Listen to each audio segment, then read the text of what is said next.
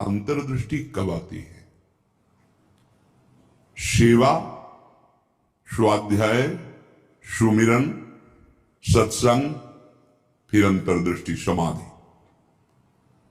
जो सेवा में प्रमादी है, भगवत सेवा, गुरु सेवा, समाज सेवा, वो किसी मार्ग का पथिक नहीं है, किसी मार्ग का पथिक नहीं।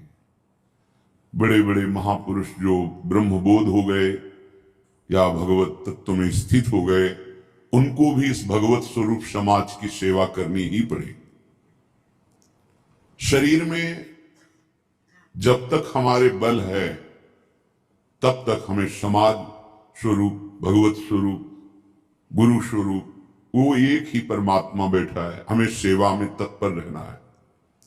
क्योंकि शरीर से बहुत जन्मों में अशुभ कर्म हुए हैं, उनका क्षय सेवा से होता है। प्रगट शरीर से जब हम सेवा करते हैं, इसका प्रभाव मन पर पड़ता है। जो हम क्रियाएं करते हैं उनका प्रभाव मन पर पड़ता है। यदि अशुभ क्रियाएं हैं तो मन गंदा संकल्प करने वाला मलिन होता चला जाएगा। शुभ क्रियाएं हैं थोड़ा पवित्र होता है। लेकिन आपकी शुभ अशुभ दोनों से परे क्रियाएं भगवत स्वरूप, तो आपका मन भगवत स्वरूप हो जाएगा। तब अंतर्दृष्टि खुलती है, एक एक इंद्रिय परम पावन हो जाती है। ये 7 बातें पूज्य श्री राधा बाबा आदेश कर रहे हैं, अंतर्दृष्टि खोलने के लिए है। साधक प्राणों की बाजी लगा करके भी इनका कभी उल्लंघन न करे तो 4 अनर्थों का अपने आप नाश हो जाता है। आगे वर्णन आएगा। प्रेम ही अंतर्दृष्टि है।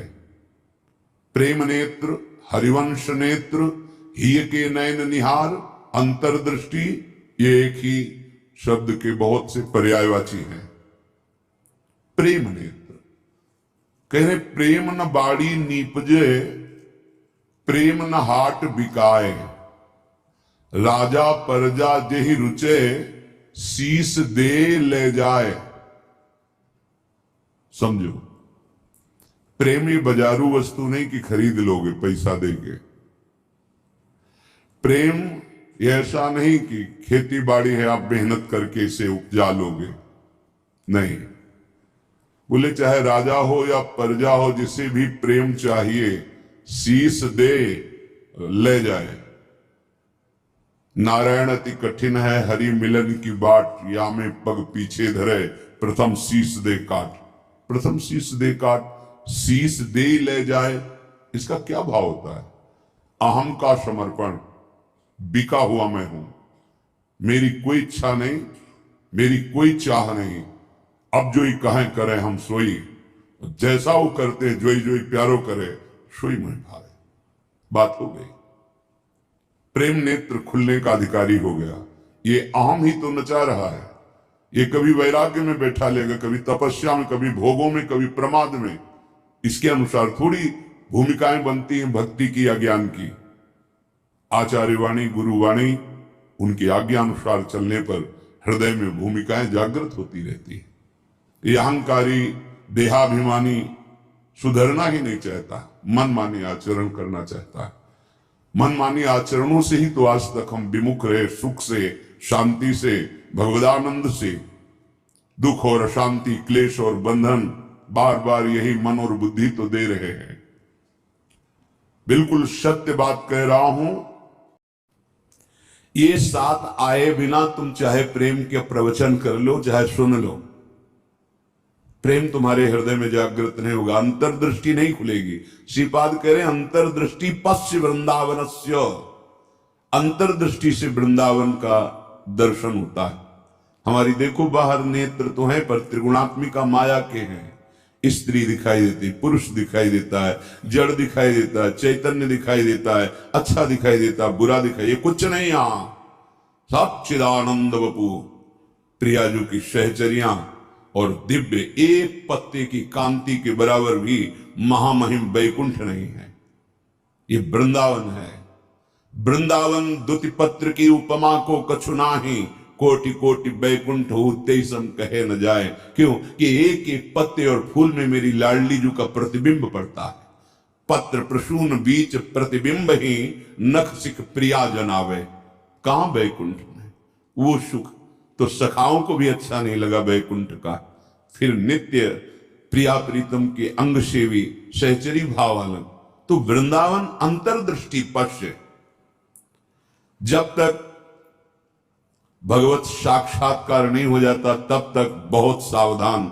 इसके बाद सावधान रहने की जरूरत ही नहीं। जैसे मन सच्चिदानंद प्रभु का स्पर्श करेगा फिर इसको विषय सेवन की स्मृति ही नहीं रह जाती। उसे उपरति अवस्था कहते हैं। एक होती त्याग अवस्था, ये साधक करता है। विषयों के प्रति आकर्षण है पर भोगूंगा नहीं क्योंकि मुझे भगवत प्राप्ति करनी है। दूसरी होती वैराग्य अवस्था, भोगों का सानिध्य है, ये भी जानते हैं कि हाँ ये भोगने में मन बुद्धि कहते हैं कि सुखद है पर नहीं, वो राग रहित हो रहा है। और एक स्थिति आती है कि भोग सामग्री सानिध्य है, ये भोगने वाली चीज इसकी स्मृति खत्म। जैसे विष्ठा देख करके भोगने की खाने की इच्छा नहीं होगी, वमन देखकर खाने की इच्छा नहीं होगी। मलवत वमनवत विश्ववत ऐसे यहां से लेके ब्रह्मलोक तक के भोगों का उसे त्याग हो जाता है, जिसे उपरति कहते हैं। भोग सामग्री है, भोगने की इच्छा ही नहीं है, ये बोध भी नहीं रहता कि ये भोगना चाहिए क्योंकि अखंड स्मृति जागृत हो गई आराध्य देव की। पहला उपासक को शांत लक्षण धारण करना है। काम आ रहा है, क्रोध आ रहा है, कोई गाली दे रहा है, विक्षेप हो रहा है, प्रतिकूलता आ रही, अपमान, अनुकूलता आ रही, सम्मान।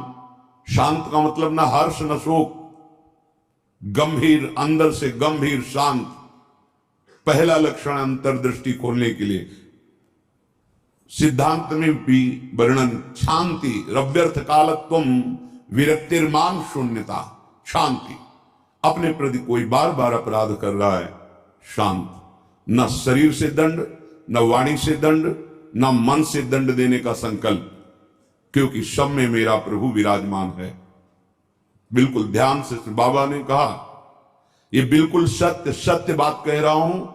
प्राणपन से इन सातों बातों का निर्वाह करोगे तो अंतर्दृष्टि खुल जाएगी। प्रेम, यदि आप थोड़ा भी प्रमाद करेंगे तो इनको धारण नहीं कर पाएंगे। पहला ही है शांत, भाव देश में भी पहला है शांत।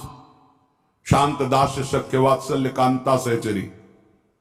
शांत हमारे भगवान का स्वरूप है, शांताकारम, शांत। समझो, वाणी शांत, मन निसंकल्प, कोई चाह नहीं, स्थिति यहां पहुंचनी।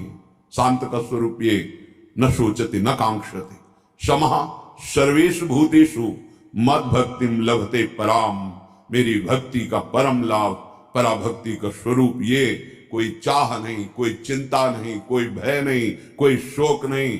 ब्रह्मभूता प्रसन्नात्मा, हर समय अखंड प्रसन्नता।